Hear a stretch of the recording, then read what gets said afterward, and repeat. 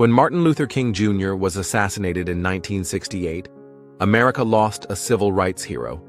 But 4 young children lost something far more personal: their dad. They were thrust into history's spotlight before they even knew what it meant. Some followed in his footsteps. Others tried to step out of his shadow.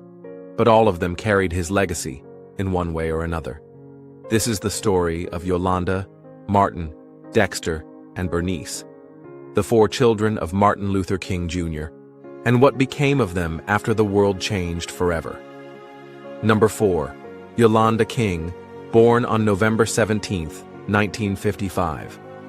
Yolanda Denise King was only 12 years old the day her world shattered. She was standing at the kitchen sink, washing dishes, when the news broke. Her father had been shot in Memphis. She would later say that every time she hears a news bulletin, her heart skips a beat. That's how deep the trauma ran. Yolanda was the firstborn. She had her father's eyes and her mother's quiet strength. While her father preached from pulpits, Yolanda found her voice on stage. Acting was her escape and her mission. Even though Martin once told her acting was a little too flighty, her mother Coretta signed her up for classes.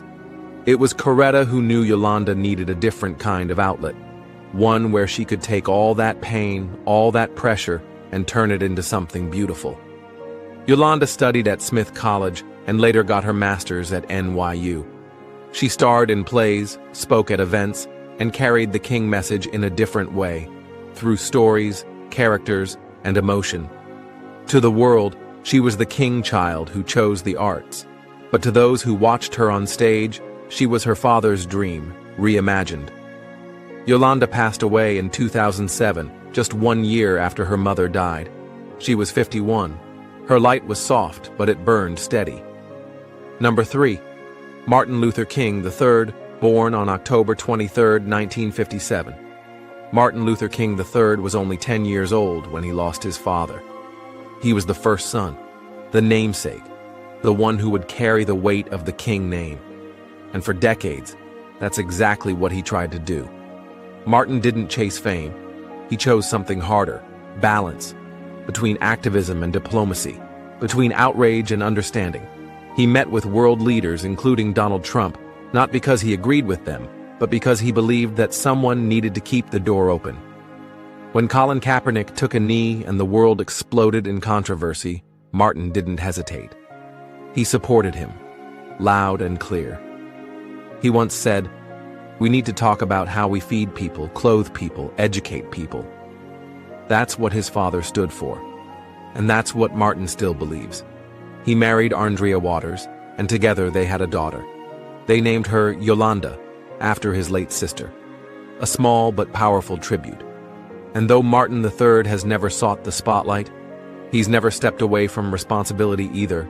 He became the bridge, the connection between generations, between past struggles and future dreams. Number 2. Dexter King, born on January 30th, 1961. Dexter Scott King was 7 when the gunfire took his father away. He looked just like Martin, those deep eyes, the strong jaw. But he took a very different path. Dexter was spiritual, thoughtful, and deeply introspective. He studied business at Morehouse College, but left early due to health issues. He dabbled in music, worked with legends like Prince and Whitney Houston, and stayed mostly behind the scenes. He became a vegetarian, spoke about emotional control, and saw spirituality as his compass. In 1989, Dexter took over the King Center, but it wasn't easy.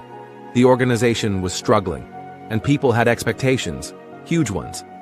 He stepped down, but he came back, this time as chairman, CEO, and president. He knew the legacy was messy, but he wanted to honor it right. Still, things weren't perfect.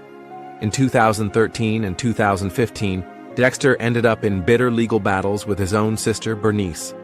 At the heart of it were their father's Bible and Nobel Peace Prize. Martin and Dexter wanted to sell the items. Bernice refused. The siblings ended up in court, with headlines they never wanted. In 2024, Dexter passed away after a battle with prostate cancer. He was 62. His wife, Leah, said he died peacefully in their Malibu home.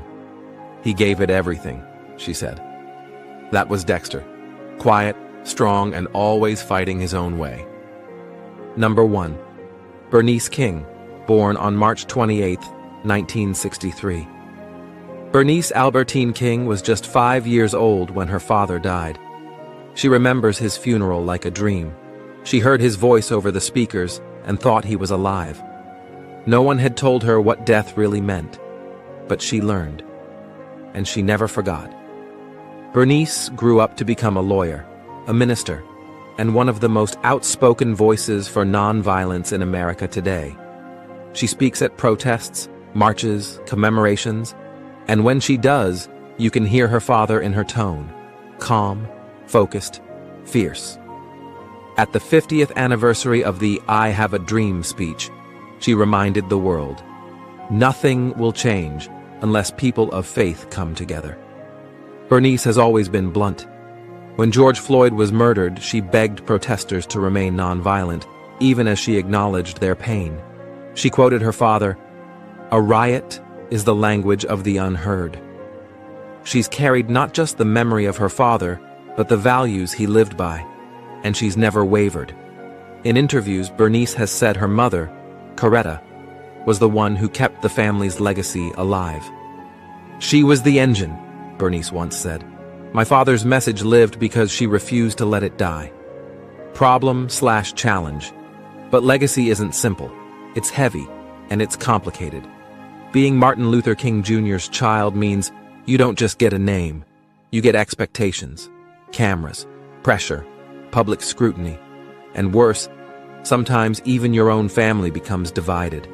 Lawsuits, headlines, misunderstandings. None of the King children asked for this life.